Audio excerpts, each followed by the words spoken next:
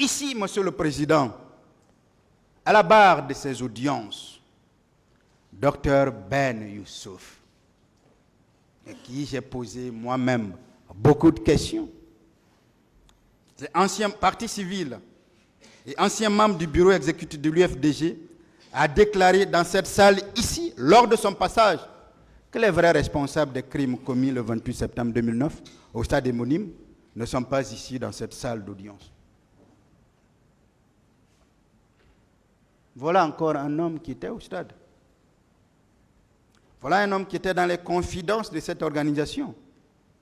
Voilà un homme qui était membre de l'un des plus grands partis politiques, peut-être que même le plus grand parti politique du pays, l'UFDG, qui était dans le bureau exécutif à ce moment, et qui vous dit, après plusieurs années, alors, est-ce qu'on devrait douter de ce complot ourdi, organisé contre le président Dadis? Il est même allé loin, ici encore, répondant à mes questions, il est allé loin jusqu'à reconnaître la responsabilité des leaders politiques. Et pour la première fois dans cette salle, un leader politique venait de reconnaître la responsabilité des organisateurs du meeting.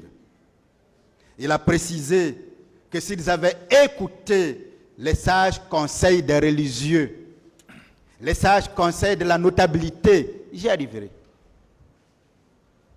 Le peuple de Guinée n'aurait pas connu et n'aurait pas été endeuillé le 28 septembre 2009.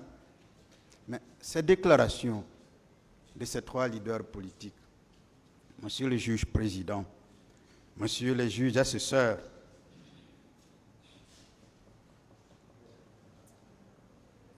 viennent d'une part indiquer la responsabilité des organisateurs dans ce massacre,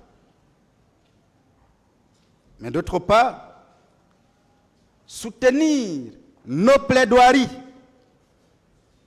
et prouve à suffisance que le président Dadis n'a rien à voir avec les crimes commis le 28 septembre 2009 au stade éponyme. Mais plutôt, il est une victime d'un complot international dont le seul but était de l'éloigner du pouvoir pour permettre